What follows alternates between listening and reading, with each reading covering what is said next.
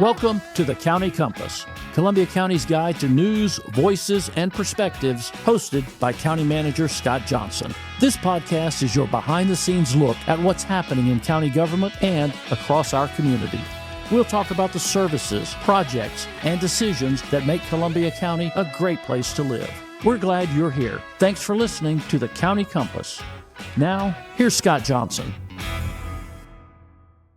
Hello, everybody, and welcome to the County Compass. I am so excited to be back with you again to do this next episode of the County Compass, to tell you everything that's going on in Columbia County. And I really want to say thank you to everyone that listened to our last episode. I had a lot of people reach out to me and reached out to the county. We got a lot of great feedback. So we're going to continue that and continue this journey on this podcast, trying to update you on everything happening in Columbia County. I will say that we're going to try to improve every week. There were some folks that were a little critical of our delivery, and I understand that. I'm not necessarily trained in this, so I'm going to try to do better every week, and I'll try to make sure that I give you the best product that we possibly can. And I did want to tell you also that as we progress, we're going to have some guests on the show. I think I may have mentioned that in the last episode, but we will have some guests going forward, people that you want to hear from. And maybe that you don't want to hear from, but we're going to have them anyway, because we're not going to filter this. We're not going to hide anything. We're just going to tell you the truth from the source the best we can. This week we're going to talk about how government works, and we get this question a lot. I think there's a lot of misunderstanding out there about how we integrate with other people, other governments, how we work internally. How our boards are appointed and how they work. So today is really Government 101. I'm going to focus specifically on Columbia County, but today is going to be Government 101, and hopefully you'll be able to get some good information from this episode that will help you understand how and why we do the things we do here in Columbia County. There are a lot of questions about it, for sure. And to be quite honest, the lines are blurred. Unless you work in government, unless you're really involved in it day to day, you may not understand exactly how government works. So with that, we're going to jump right into it, and we're going to talk about the county first. So counties really, in Georgia specifically, counties are subdivisions of the state. Okay, so we carry out a lot of the state functions. And when I say state functions, like the courts, for example, those are constitutionally mandated. We have constitutional officers that I'm going to get to in a little while. Those are also constitutionally mandated. So we're going to really hit the really all of those, how all of those things kind of work into what we do here in our county government. But let's start with the county commission. I think that's probably the big thing and how we operate and what we do here in Columbia County. So we are what's called a commission manager form of government.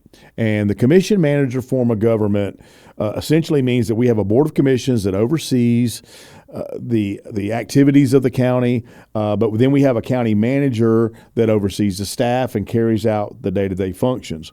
A lot of people get confused about that.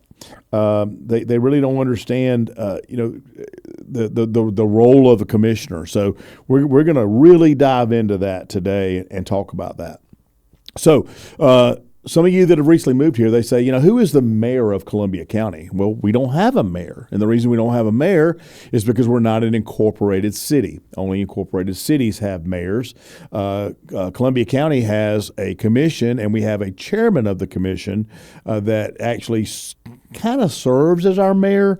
But even then, you have different forms of government. So for example, you may have a strong mayor form of government. And in the strong mayor form of government, that mayor would be kind of the CEO. So they would be elected, they would carry out the day-to-day functions, they would oversee staff, they would hire and fire and oversee budgets and do all that, and then also get on the dais and vote and handle those types of things on really almost the legislative branch and the executive branch kind of combined a little bit.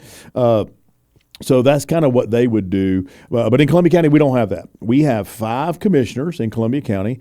Those 5 commissioners are elected by district, with the exception of the chair. The chair of the county government is elected countywide.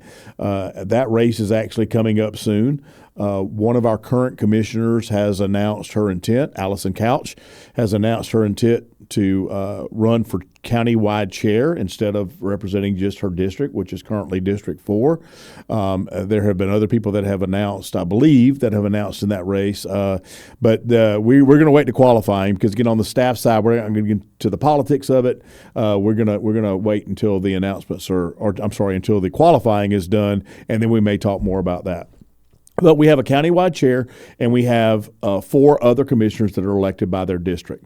The districts are done when the census is done to make sure that there are the same number of voters in each district, so it's a fair representation of the entire county as these commissioners are elected to represent their constituents in their district. Okay, our commissioners in Columbia County are part-time.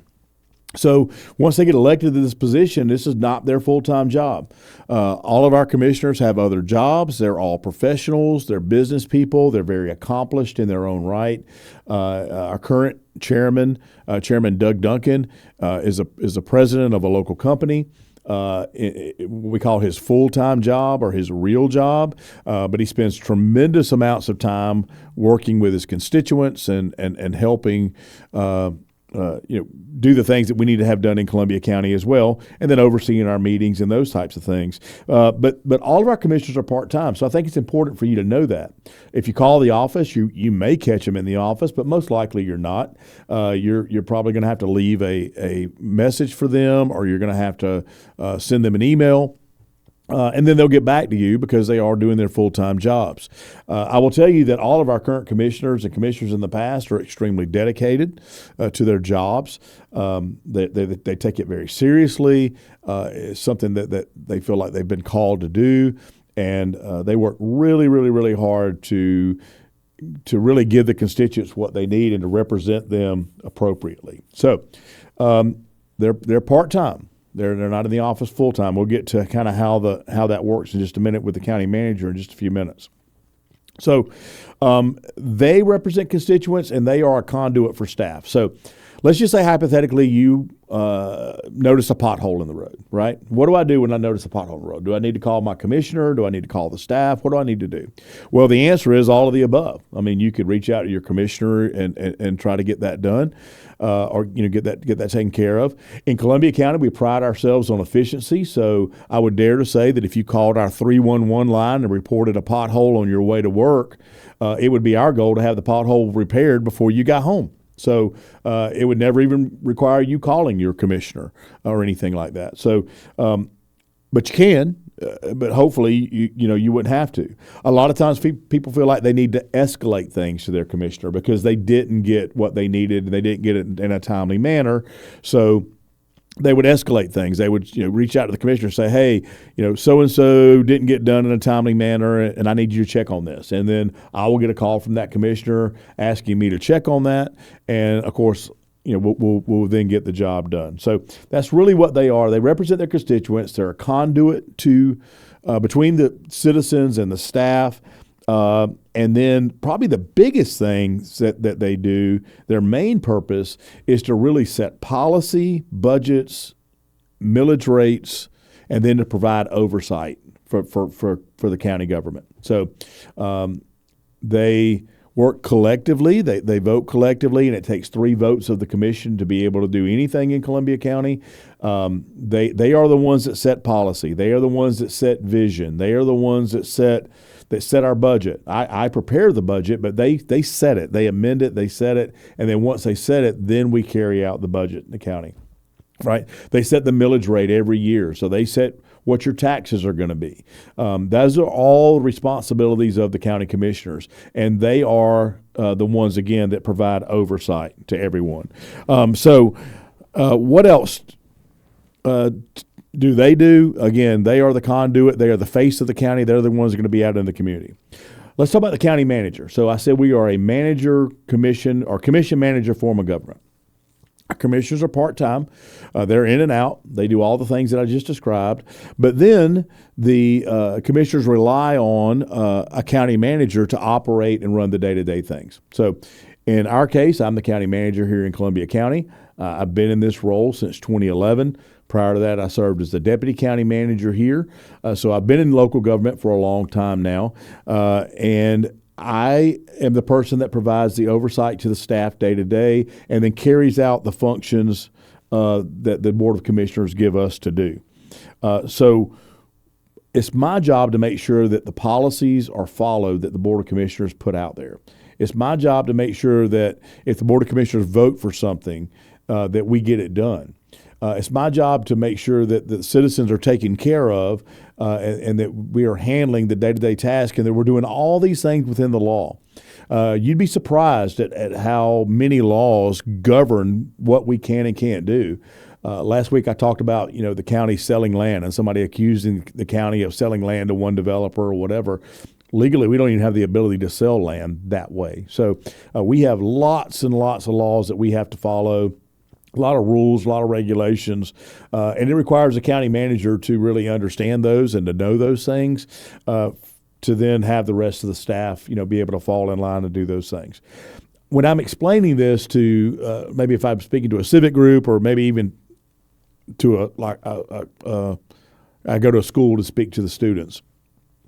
The best way to explain it really is the Board of Commissioners, if we were a corporation and we were a huge corporation, the Board of Commissioners is the Board of Directors, okay? And we would have a chairman of that Board of Directors that would oversee the meetings and take care of the agendas and those things. So I mentioned we have a chairman that does those things. And then the county manager is more like the CEO of the business. So I'm here day in and day out. I'm hired. I'm a full-time employee. All of my time and efforts are directed towards making sure things are taken care of in the county. So I am the quote-unquote CEO that carries out those things. If you look at our organizational chart, you'll see that the Board of Commissioners are at the top of the organizational chart. I report to the entire board. I don't report to just the chairman or just any one commissioner. I report to the entire board, and I serve at the pleasure of the board. I always like to joke, and I hope it's a joke, but I tell people that, I'm 3 votes away from losing my job every other Tuesday. We have commission meetings every other Tuesday, and if any time they decide they don't want me to be their county manager anymore, all they have to do is vote, and then I am not the county manager, and then they need to go out and find another one. Happens that in a lot of communities that way. But fortunately for me, I've been here for a long time, and I love serving the community that I live in. So hope that's never an issue. But at the end of the day, the Board of Commissioners gets to decide who runs the day-to-day operations of any county, and it's no different in Columbia County. I do want to point out that there's been a lot of talk and a lot of people that are concerned about, when a county manager is there for a long time, that person has too much power, or that person has, the ability to influence too many things or whatever. And that's why the average life of a county manager is about 5 years. Typically, they will be put in place, and then as commissioners come and go, or city council people come and go, they'll say, yeah, that they've been here too long, they're too ingrained, we want to get somebody else. That's one school of thought. I mean, not letting somebody get too ingrained is certainly one school of thought. But the flip side of that coin, and one of the things that makes Columbia County so successful, is what I would call continuity of government. Our commissioners are term limited, so the maximum they can serve is 2 terms in any particular role. So that's 8 years. And if you think about that, and maybe they're only serving 4 years, but if you think about that, every 4 years or every 8 years, if you had turnover with the staff and with the county manager or with the rest of the staff, it'd be really hard to get some of the projects and things done that we need to get done. The fact that I've been here so long and other county managers around the state have been in their role so long, really helps us with that continuity and really helps us to be able to get projects done. And it gives us a lot of institutional knowledge where you just don't have somebody new coming in all the time. I mean, think about a business, right? So if you just hired a general manager every 4 years and then fired that one and hired another one and hired another one and hired another one, you may be getting new ideas all the time, but you certainly lose any continuity. And that's really what makes Columbia County, one of the things that makes Columbia County so successful and great is the fact that we have that continuity. We have a lot of long-time employees. A lot of our executive leadership team are 20-year-plus employees in the county. and they do an outstanding job because they're not trying to learn their way around, right? And then, of course, when we have an opening, we hire new talent, and we make sure we bring that talent in to help operate the government as well. But I say all that to let you know that the county manager can only do what the Board of Commissioners lets the county manager do. And when I say lets, it's not one of those things where I'm trying to pass the buck to them or saying that they're subservient to me in any way, shape, or form. That's absolutely not the case. I work for and for the pleasure of the Board of Commissioners. And I carry out the activities of the county based on what the Board of Commissioners wants me to do. And for anybody to think that, somebody sent me a meme. Remember, I'm not on Facebook. I don't have any social media. Somebody sent me a meme of me being the king of Columbia County. Couldn't be farther from the truth. I am just the person that carries out the day-to-day functions. And, folks, if I'm not here, somebody else will. So I guess somebody else can get that title for people that think that way. So that's a little bit about the Board of Commissioners and county manager. Let's talk about constitutional officers because that comes up a lot. What are the constitutional officers? In Georgia, you have 4 what we would consider true constitutional officers. Those are people that are – the Georgia Constitution says you have this office and these are the duties of this office which you carry out. So in Columbia County, we have our sheriff, who's a constitutional officer. Our probate judge is a constitutional officer.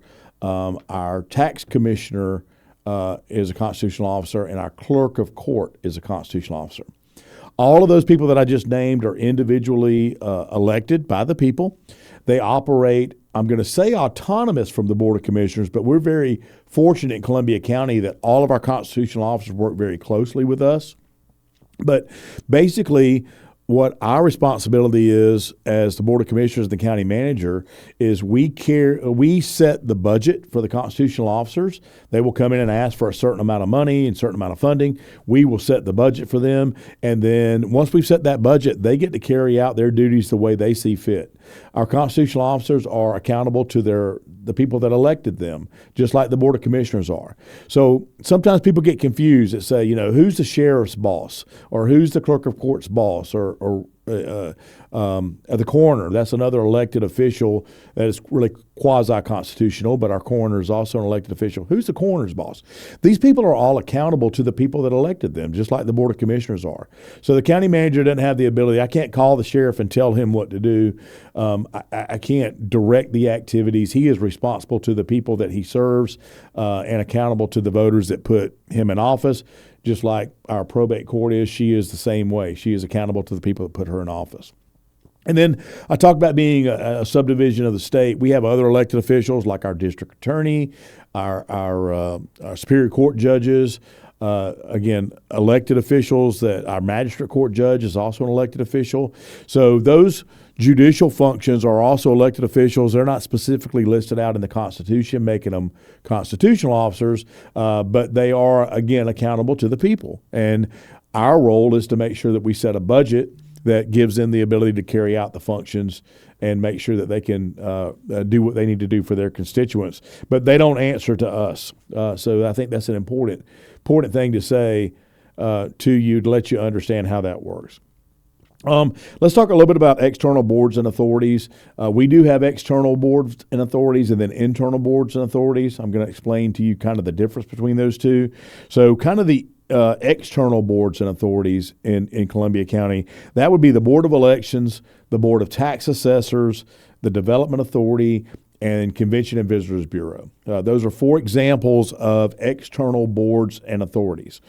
So let's go with the Board of Elections first.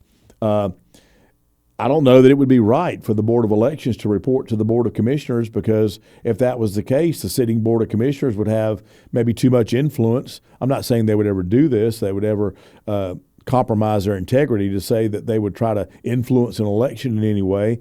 But it's important for us to have independent, fair, and impartial elections.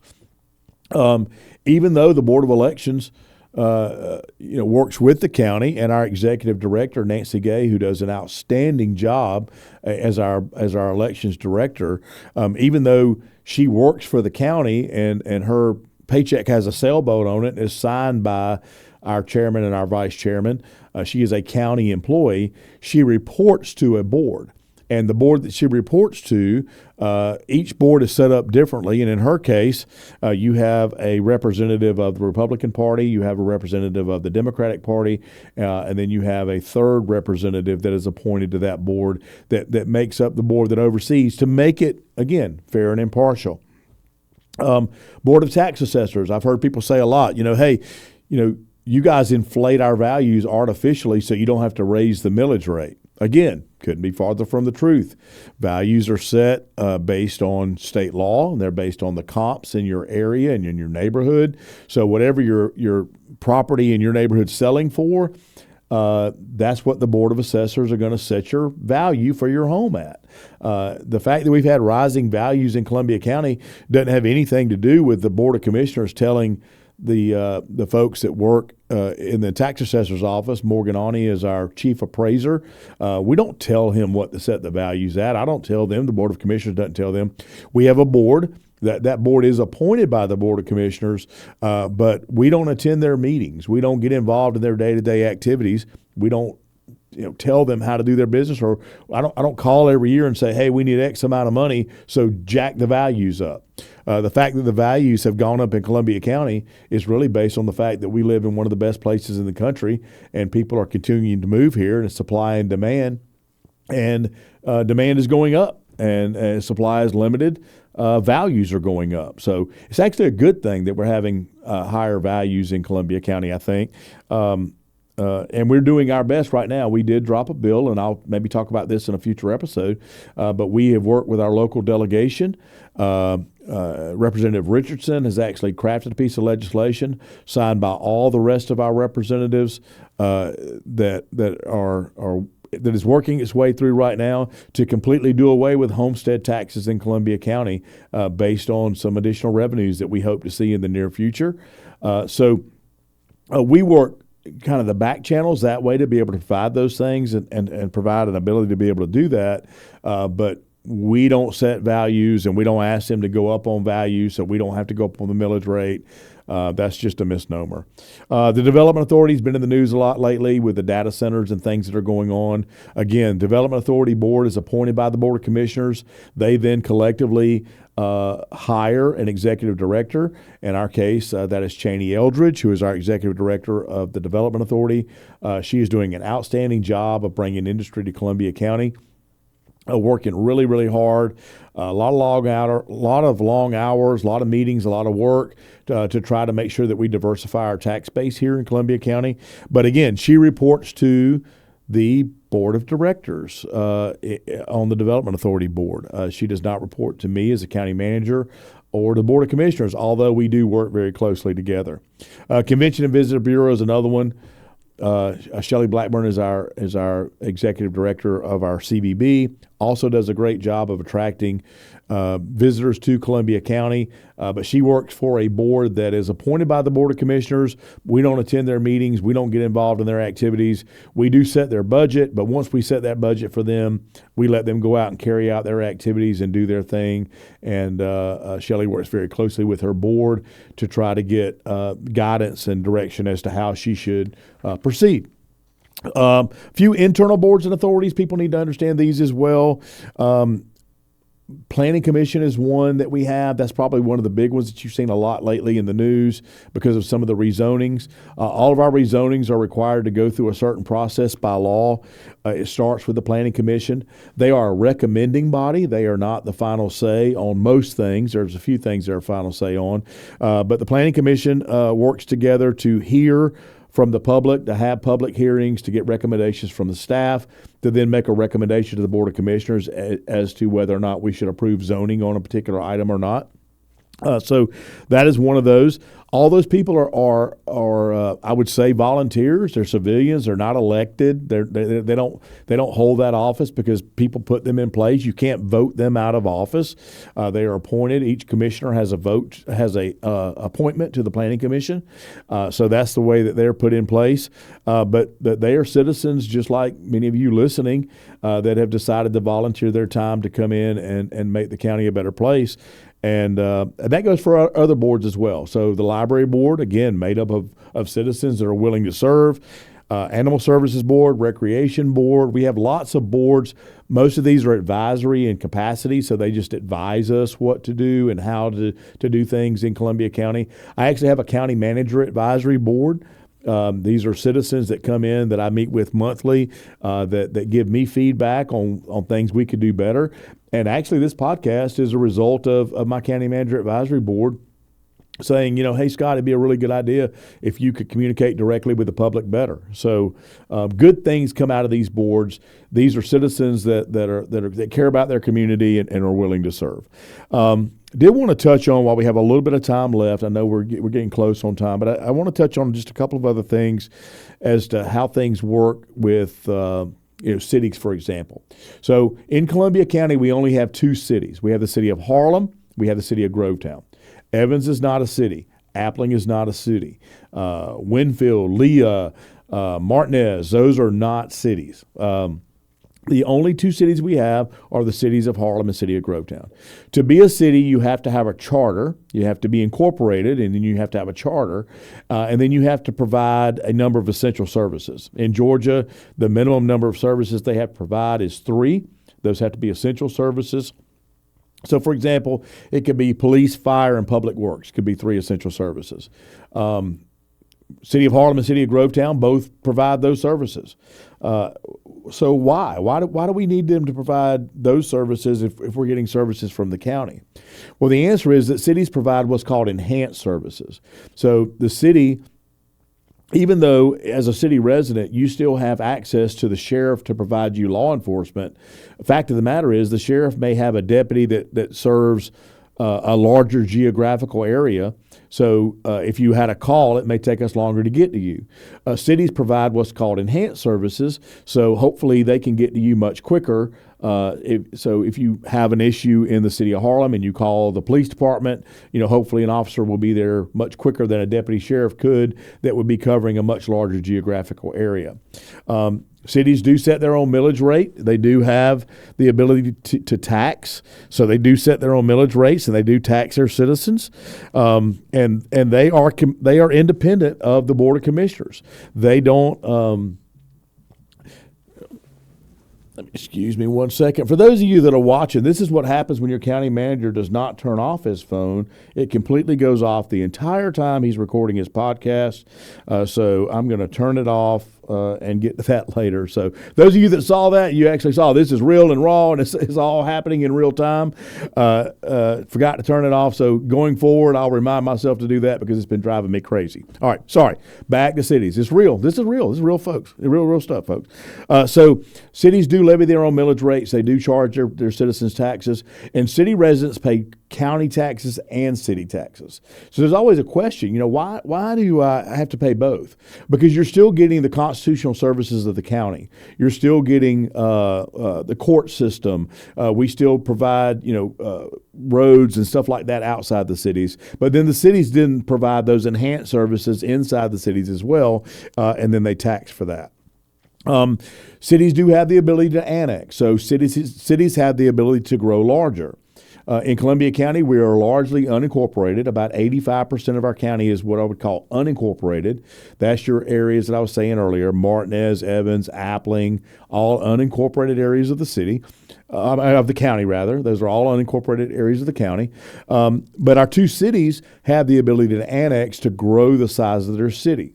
They have to do that in a couple of ways. I'm not going to get into the legal ways of doing that, but the biggest thing that you need to know is they need to be contiguous. So for the cities to annex, they need to touch property that they intend to annex, and then the owner typically would have to agree to that. Then they would annex into the city, and then they would pay city taxes, and they would be entitled to city services as a result of that. Counties don't have that ability. We don't have the ability to annex into Lincoln County or into McDuffie County. County lines are set, so we have to work within our boundaries. We don't have that. But the cities do, and the cities are growing, and they are annexing from time to time additional parcels. Again, maybe we'll talk more about that later in a future episode, but I kind of want to let you know that the cities are completely independent. If you live in a city, you need to work with your city government. Even though you are a county resident and you pay county taxes, the services that you receive are primarily going to be that from the city, right?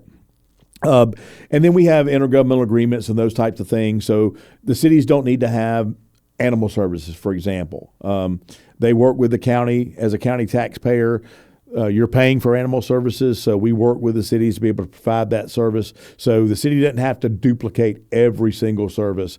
And we have what's called a service delivery strategy that we negotiate with our cities on a regular basis to decide who's going to deliver what services to what citizens. So again, not really getting in deep in the weeds on that, but you need to understand that as a city resident, you're also a county resident.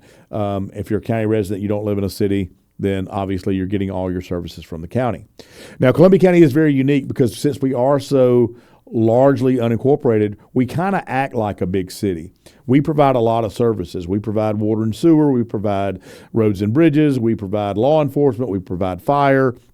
We provide all the services that you would have in a normal city, but we're just not incorporated. So And there's a question, why are we not incorporated? Well, that's a story for another day. But what I will say is, the day could come where somebody said, hey, I want to incorporate Evans. Let's make Evans its own city. My position on that would be there's really not a need to do that because you'd be doubly taxed, and I'm not sure that you could have any services enhanced any greater than what we have today. So I'm not really sure that it would make sense to incorporate Evans, Martinez, Appling, all the little places in Columbia County, because if you did that, they would all have to provide additional enhanced services. They would all have to be taxed in some way, shape, or form to pay for those services, and we're doing a good job of delivering that now. There was a talk a few years ago about potentially the county incorporating and then consolidating. So turning everything in unincorporated Columbia County into a city just to kind of make it official on paper. But that's not a discussion that we're having right now. So just kind of wanted to clear that up. The last thing I'm going to touch on real quick is the school board and the superintendent of the school board. Again, completely independent. School board members are elected by the constituents. You put them in office. They then have the ability to decide how the schools are operated. We have no input in that. Sometimes people will call the board office saying, hey, something happened to my kid on the bus and the principal wouldn't do anything and I want the commissioners to step in. Again, that would be a question for the school board or for the superintendent. Set up a lot like Columbia County. You have an elected body and then they appoint a person to run the day-to-day operations. So in Columbia County, that person is Steve Flint. He is our school superintendent. He is appointed by the school board to carry out the day-to-day functions of the school board, to provide that oversight for all the employees of the school system, much like I am the county manager and do the same thing.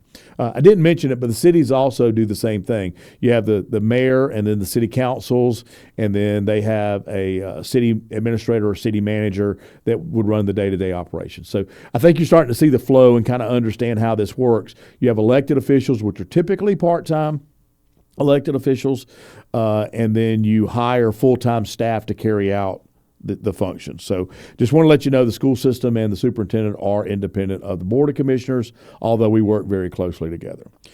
So that kind of gives you the quick 101. I don't want to go too long on this. I want to make sure that we keep the episode short enough that we can keep your attention and it stays relevant. But I did promise you last time, and I'm going to continue the theme of, excuse me, one of the most ridiculous things I've heard lately. So we had a situation here this week in Columbia County where we were working on improving our water service.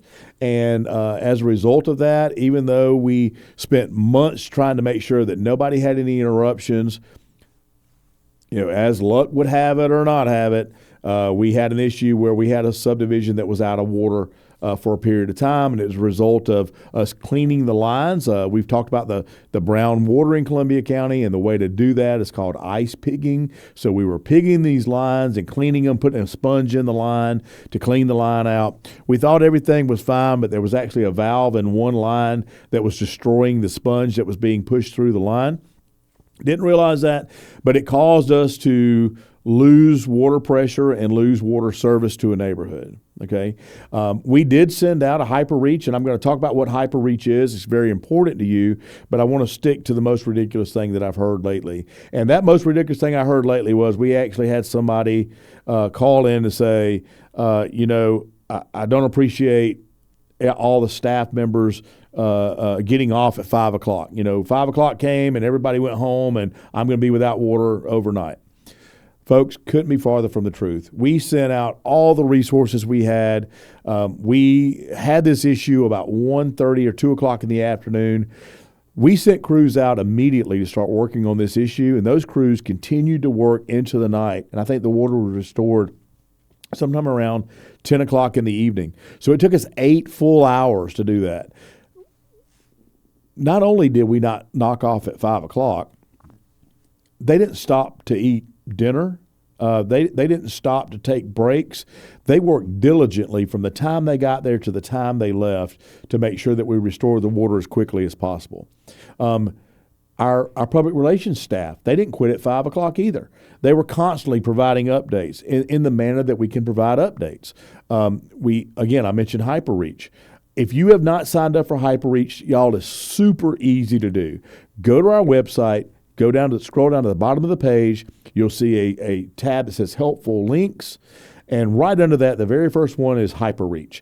Click on HyperReach, sign up. The great thing about HyperReach is we can target you in a specific area if we have a problem. So if there's going to be a road closure that affects your neighborhood, if we have a water outage, we can put that out. If maybe our sheriff's office is chasing a suspect and the suspect may be loose in your area or in your neighborhood, we can send out this HyperReach notification to let you know what's going on. So we were sending out HyperReaches in this area, but a lot of people weren't getting it because they hadn't signed up for HyperReach. So I'm going to tell you right now, sign up for HyperReach.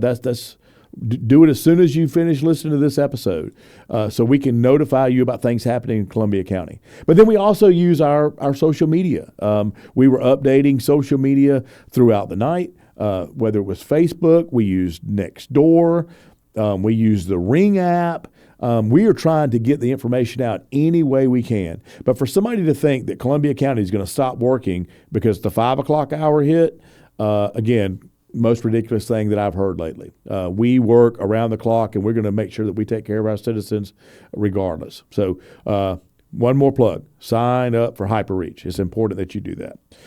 So with that, I'm going to go ahead and pause for now. We're going to get our episode ready for next time, and so make sure that you tune in to hear the real stories, the real things that are happening in Columbia County. We're going to get a little more into the actual controversial issues, but I wanted to set the stage and let you know, kind of what's happening and kind of how we work first, and then we'll talk about what's being done in Columbia County. So until then, I just want to remind you that I'm glad to call Columbia County home, and I hope that those of you that live here, you're glad to call this place home too. Take care. This has been The County Compass, Columbia County's guide to news, voices, and perspectives. Thank you for listening. We appreciate you taking the time to stay informed about the issues, initiatives, and people impacting our community. And we sincerely hope today's conversation helps you better understand the work being done in Columbia County. Be sure to subscribe so you don't miss future episodes. As always, visit Columbia County's official website or social media channels for additional information. And until next time, thanks for tuning in.